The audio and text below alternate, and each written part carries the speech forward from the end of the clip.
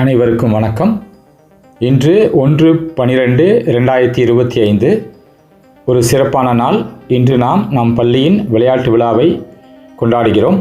இந்த விளையாட்டு விழாவில் நாம் பங்கேற்பதற்கு முக்கிய காரணம் என்னவென்றால் 1659 ப்ராவர்ப்ஸ் இன் இங்கிலீஷ் என்கின்ற புத்தகத்தில் ஜேம்ஸ் ஹாவல் இவ்வாறு கூறுகிறார். அவர் என்ன கூறுகிறார் என்றால், all study no play makes Jack dull boy என்று கூறுகிறார். அதாவது ஒரு மாணவனுக்கு எப்போதும் புத்தகப்புழுவாக படிப்பு என்று இருந்தால் அவனுடைய வளர்ச்சி முழுமையாக இருக்காது என்பதுதான் அதன் பொருள். அதனை மனதில் கொண்டுதான் இவ்வாறான விளையாட்டு விழாக்களை நாம் கொண்டாடுகிறோம்.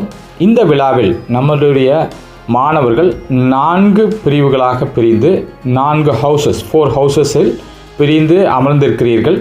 இதை பார்ப்பதற்கு எப்படி இருக்கிறது என்றால், சிலப்பதிகாரத்தில் இளங்கோவடிகள் கூறுகிறார், படை பெருத்ததால் பார் சிறுத்ததோ, பார் சிறுத்ததால் படை பெருத்ததோ என்று. அவ்வாறாக நீங்கள் பிரிந்திருக்கும் இந்த காட்சி நம்மளுடைய மைதானத்தின் சுற்றி வளைத்து அமர்ந்திருப்பது அவ்வாறு தோன்றுகிறது.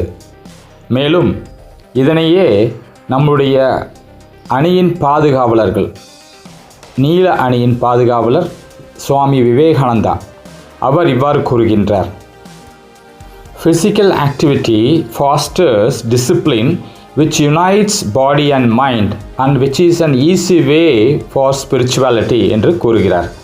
அதாவது மனமும் உடலும் ஒருங்கிணைந்து செயல்படும்போது அது ஆன்மீகத்துக்கு ஒரு நல்ல வழி என்று அவர் கூறுகிறார். இதனையே அடுத்த அணியின் பாதுகாவலர் அன்னை தெரேசா இவ்வாறு கூறுகிறார், நீ தோல்வி உற்று இருக்கும் பொழுது உன்னிடம் ஒன்றுமே இல்லை, மாறாக கடவுள் மட்டும் கூட இருந்தால் அதுவே உனக்கு போதுமானது, நீ வாழ்க்கையில் திரும்பியும் தொடங்குவதற்கு என்று கூறுகிறார்.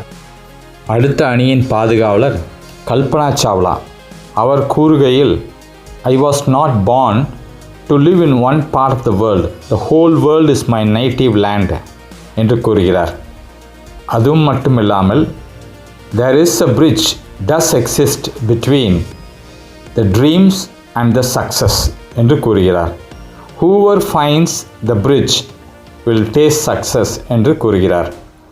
இதனையே நம்முடைய அப்துல் கலாம் ஐயா கூறுகையில், do not rest and sleep and enjoy after the first success because there are many lips waiting to say when you fail in the second one that your first success was just a luck or just mere chance. யுவனல் என்கின்ற Roman poet இவ்வாறு கூறுகிறார், a sound mind in a sound body. இவையெல்லாம் என்னத்தை குறிக்கிறது என்றால், மாணவர்களாகிய நீங்கள் sports and games போன்றவற்றிலும் உங்கள் திறமைகளை வளர்த்து கொள்ள வேண்டும். படிப்பதைப் போலவே இதுவும் நமக்கு வாழ்க்கையில் முக்கியம் என்பதை உணர்த்துகிறது.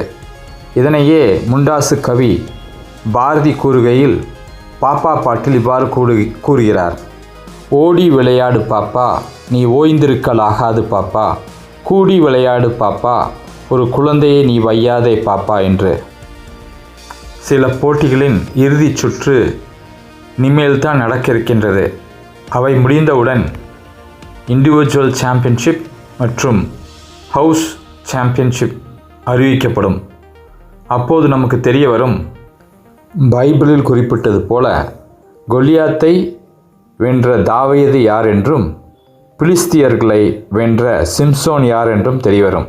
மேலும் மகாபாரத போரில் கர்ணனை சாய்த்த அர்ஜுனன் யார் என்றும், இராமாயணத்தில் ராமன் வென்ற ராவணன் யார் என்றும் தெரிய வேண்டும்.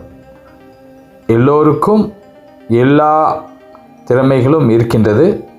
போட்டியில் நேர்மையுடனும் நியாயத்துடனும் நடந்து வெற்றி பெற வாழ்த்துக்கள்.